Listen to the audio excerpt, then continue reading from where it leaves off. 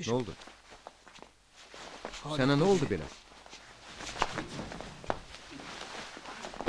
Cesure. Əhvalın pisdir? Özün ki bilirsən. Hər dəfə mal alanda mən yoxlayırdım. Bu da nəticəsi. Eybi yox, eybi yox. Biraz döz.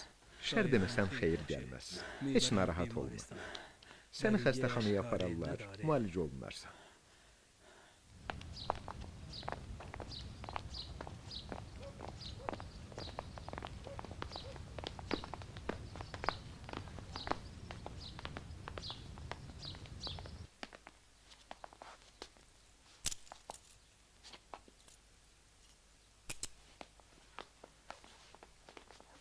Keç.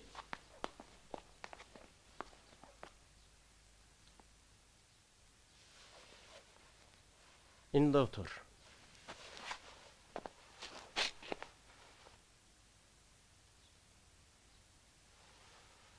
Dilini göster görüm.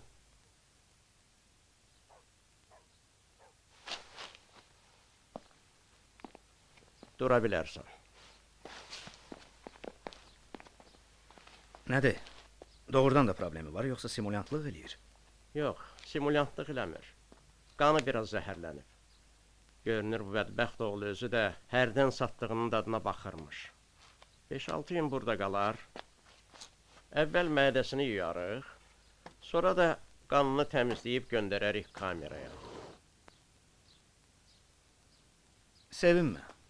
Səni burada çox dincəlməyə qoymayacağam. Xahiş eləyirəm, mədəsi ilə məşğul olun. Prosedurlara hazırlıq görün. Baş üstə.